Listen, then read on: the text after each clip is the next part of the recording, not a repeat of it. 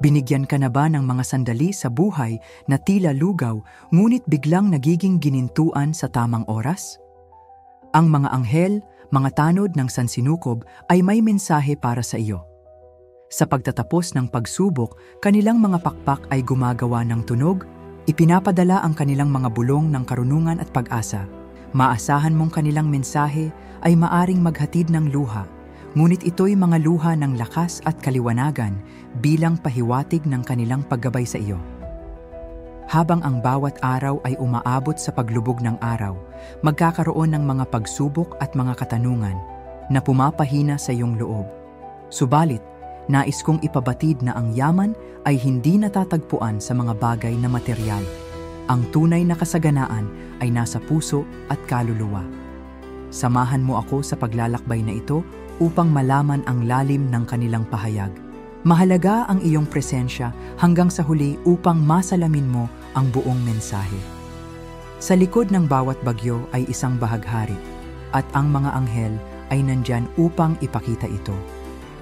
Sa paglalakbay ng iyong buhay, nagkaroon ka na ba ng mga panahon na akala mo'y wala ng pag-asa? Mga oras na tila ang gabi walang katapusan? Ngayong araw, nais ng ating mga tagapagbantay na mabuksan ang iyong mga mata at puso sa mga himalang naglalaro sa paligid mo, sapagkat may ligaya sa bawat mitiin at may lakas sa bawat hinaharap na pagsubok. Ang mga mensahe ng mga anghel ay hindi laging diretsyo. Minsan, sila'y nanggagaling sa maraming anyo, sa mga pangarap, sa mga kanta, o kaya'y mga mahahalagang salita mula sa isang kaibigan. Huwag mong hayaang sila'y lumampas. Marahil ang kulang na bagay ay isang malambing na bulong mula sa kanila. Isang gabay na kailangan mong sundan upang makita ang liwanag ng daan. Ikaw ay hinihikayat na manatiling bukas sa mensahe na maaring baguhin ang takbo ng iyong pamumuhay. Makinig sa mga bulong ng hangin at ingatan ang mga tala ng mga aninong lumilipad sa iyong isipan. Isiping bawat sipol ng hangin at bawat patak ng ulan bilang paglakbay ng pag-ibig ng mga anghel na kumikilos para sa iyo. Sa bawat pagkakataong ikaw ay nangangailangan ng sagot, itanong. Sa sandaling ang silid ay tila puno ng kaguluhan at pananabik, alalahanin mong ikaw ay sinusubok. At ang mga anghel ay laging naririyan, handang makinig, nag-aabang lamang sa pagkakataong makausap ka. Nais nilang maiparating na hindi ka nag-iisa. Ikaw ay may kasama sa iyong mga pakikibaka. Habang nagpapalataytay ang mga alon ng pagbabago, may kasiguraduhan na naroroon ang mga anghel, ang iyong mga kaibigan, tagapayo at gabay. Ibinabahagi nila ang kanilang kakaibang lakas sa pamamagitan ng iyo, sa pamamagitan ng kanilang pagsasalaysay na puno ng pagmamahal at awa. Naghihintay lamang silang ikaw ay kanilang tawagin. Alalahanin, alingaw-ngaw ng mga alaala at pagkamangha ang kanilang iniiwan bilang tanda ng kanilang pagtingin. Huwag kalimutan ang mga aral sa iyong paglalakbay. Isulat ang mga ito sa iyong puso para sa susunod na henerasyon. Ipakilala mo ang mundo sa kanilang liwanag at pag-iral gamit ang pag-asa na kanilang pinapasa. Ang iyong kapangyarihan ay nagmumula sa iyong kakayahang maramdaman at makinig. Buksan mo ang iyong sarili sa kanilang mga palatandaan at ikaw ay hindi kailanman mawawalan ng daan. Ang yaman ng Espiritu ay ang pinakamataas na anyo ng kasaganaan na maipapamana mo sa iyong sarili. Ngayong gabi, pagnilayan mo kung paano ang kapayapaan sa iyong puso ay lumikha ng isang revolusyon sa iyong espiritu. Ang mga pagkakataon ay makakarating sa iyo, lagi mong tandaan ang kanilang mga mensahe ng pag-asa. Mangako sa iyong sarili na simula ng bawat araw na may layunin na ipamalas ang kanilang karunungan sa lahat ng mga magagandang bagay sa inyong paligid. Ang mga anghel ay naniniwala sa iyong kakayahan na magbago. Tiyak na ikaw ay isang paglalarawan ng kagandahan at lakas, kaya mabilis kang yumakap sa mga pagsubok. Ibahagi mo ang kanilang kapayapaan at ikaw ay mapapaligiran ng mga ligayang hindi mo inaasahan. Sa lahat ng iyong mga nagawa, naroroon sila, nagtatala ng iyong tagumpay para sa mga darating pa. Ipamalas mo ang kanilang karunungan sa mga desisyon mo, isalin mo ang kanilang pagmamahal sa bawat galaw mo. Sa ganitong paraan, hindi mo kailanman mararanasang mapawalay sa kanilang presensya. Manatili sa liwanag ng kanilang tulong sapagkat ikaw ay ginagabayan patungo sa iyong lehitimong yaman. Makaramdam ng tapang at pagkakaroon ng lakas na walang hanggan. Ang iyong kwento ay isang halimbawa ng pananalig at tibay at kasama nila, walang bagay na hindi mo makakamit. Tulad ng isang rosas na namumukadkad sa tamang panahon, ikaw ay patuloy na magliliwanag. Ang mga anghel ay nag-aalaga sa iyo, binabantayan ang bawat yapak. Isaysay mo ang kanilang himig sa pamamagitan ng simpleng mga kilos, at ang mundo ay magkakaroon ng panibagong liwanag na tumatanglaw. Iangat mo ang iyong espiritu sa kalangitan, damaing magaan ang iyong loob at naliliwanagan ang iyong landas, sapagkat ikaw ang tagapagmana ng bughaw na langit na puno ng mga hiyas ng mga pangarap. Panatilihing bukas ang iyong puso nang ang kagandahan ng mensahe ay makapasok at tumira doon. Ipagdiwang ang bawat araw na puno ng kababalaghan, sa pag-asang may mga bagong mensahe silang dadalhin muli. Palaging hayaang bukas ang iyong puso sa kanilang mga palatandaan, iyon ay regalo na kanilang maipapamana. Huwag kalimutang magbahagi ng mensahe, i-like ang video at isubscribe ang channel para mas marami pa ang makarinig ng kanilang wika. Habang ang mga buwan ay nagpapalit at ang mga bituin ay sumasayaw sa kalangitan, laging may bagong bagay silang maibabahagi.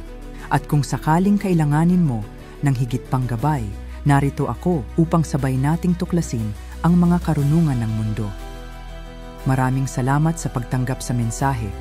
Paalam muna sa ngayon, ngunit hindi ito ang katapusan ng ating usapan. Sa pagdapo ng iyong palad sa mundong ito, madalas ay may mga tanong ka sa isip mo na tila wala ng kasagutan. Ngunit nais ng mga anghel na malaman mong ang bawat katanungan ay bahagi ng mas malaking plano.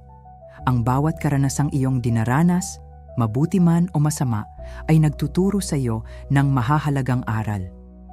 Ipinapakita nila na ang bawat laban ay may layunin, at ang bawat hakbang na iyong ginagawa ay nag-aambag sa iyong pag-unlad.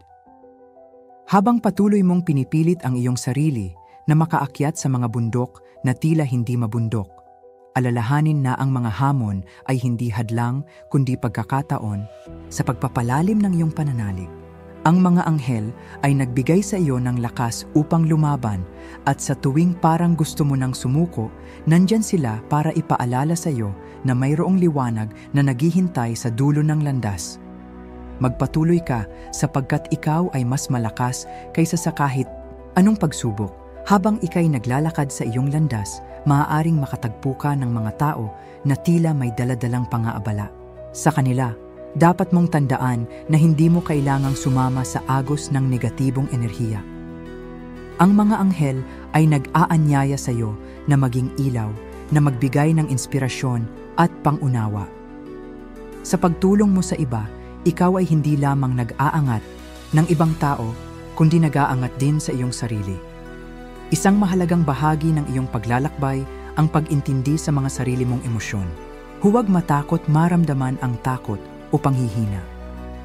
Ipinapakita ng mga anghel na ang iyong mga damdamin ay bahagi ng iyong pagbuo.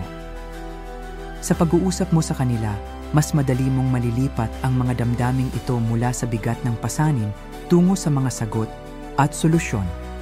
Ngayon, kung natutungha mo ang iyong mga kakayahan at pinapanday ang iyong sariling kapalaran, makikita mong ang mga tagumpay ay hindi lamang nagmumula sa mga malalaking hakbang.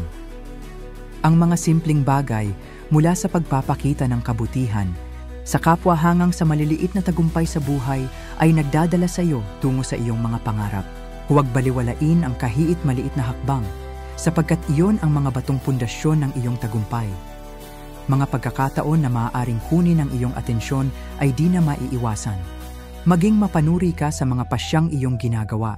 Hindi lahat ng pangarap ay dumarating sa isang maginhawang pakete. Minsan, kailangan mong talikuran ang mga bagay na hindi na nakakatulong sa iyo.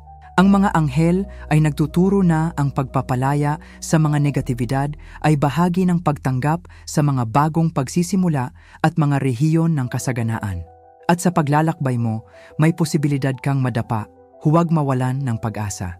Sa bawat pagkadapa, umangat ka muli ng mas malakas. Ang mga anghel ay laging nandyan, dinidinig ang iyong mga pananampalataya at pag-aalala.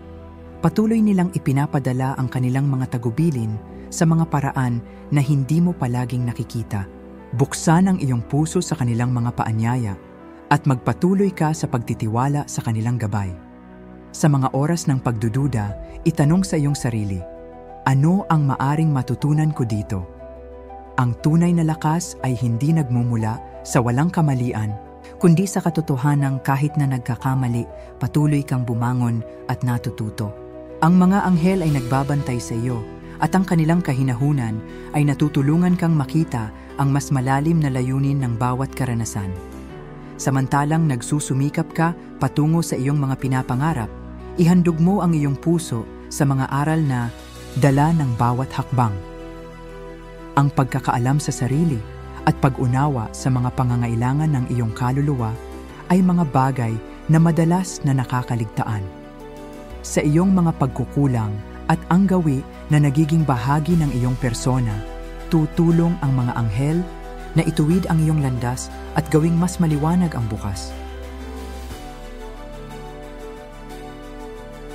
Subukan mong ikonektang muli ang iyong sarili sa kalikasan.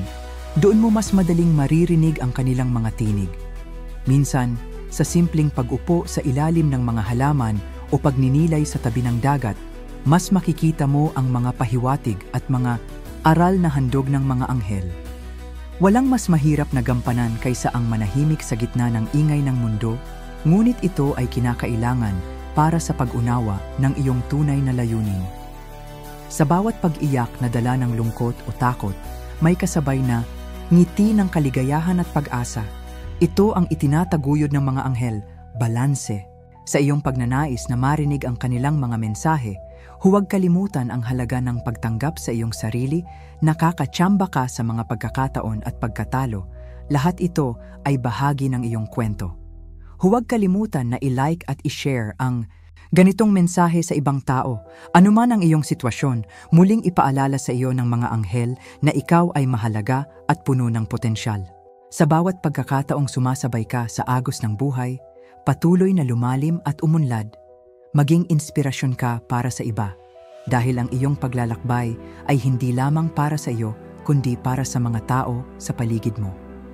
Magsimula ka sa maliliit na hakbang, at unti-unti mong mararamdaman ang positibong pagbabago sa iyong buhay.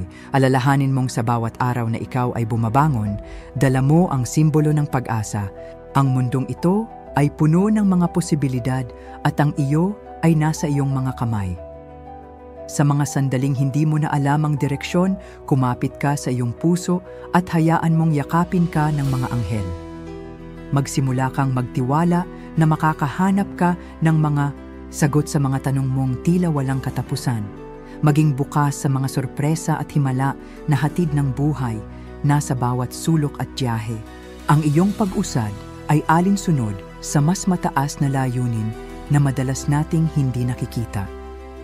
Lapitan ang bawat araw na parang may dalang bagong mensahe mula sa mga anghel at yakapin ang bawat pagkakataon na magkaroon ng pagbabago sa iyong puso at isipan. Minsan, nakikita mong ang mga pagkakataon ay nagiging mas maliwanag sa mga pangarap na tila hulepe, puno ng pag-asa at ligaya. Huwag kalimutang ipagpatuloy ang iyong pasasalamat sa mga maliliit na bagay, sa mainit na kape, sa amoy ng bulaklak, sa mga ngiti ng tao sa paligid mo. Minsan ang mga simpleng bagay ang nagdadala ng pinakamas malalim na pagbubukas sa iyong espiritu. Dahil sa iyong pagsusumikap at katatagan, inilalapit mo ang iyong sarili sa isang mas mataas na pagkakaunawa. Patuloy na makinig sa mga pamamaraan ng mga anghel at bigyan sila ng puwang sa iyong puso. Ang mga mensahe mula sa kanila ay hindi palaging madaling marinig, ngunit narito sila, nag-aantay upang iyong pahalagahan at pagyamanin. At gaya ng nakasanayan, habang ang mga anghel ay patuloy na nag-uumapaw ng kanilang liwanag at karunungan sa iyong landas. Alalahanin mong patuloy kang kumilos na may layunin at tapang. Sa paglalakbay na ito, ikaw ay maaring makatagpo ng mas marami pang mensahe na tiyak na magdadala sa iyo ng mga mahalagang pagbabago. Hanggang sa muling ating pag-uusap, naway ang iyong mga hakbang ay iyong ipagpatuloy na puno ng determinasyon. At balang araw, makikita mo ang iyong sarili sa pinakataas ng bundok, may ngiti sa iyong labi, nagbabalik tanaw sa bawat hakbang na iyong tinahak. Maraming salamat sa iyong tiwala. Ito ang simula ng isang mas makulay na paglalakbay patungo sa liwanag ng iyong mga pangarap.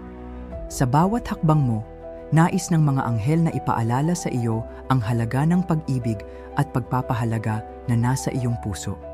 Ang iyong paglalakbay ay puno ng mga kwento ng tagumpay, pagbabago at nakaraang labanan, at bawat isa sa mga ito ay nag-aambag sa iyong walang kapantay na katangian bilang tao.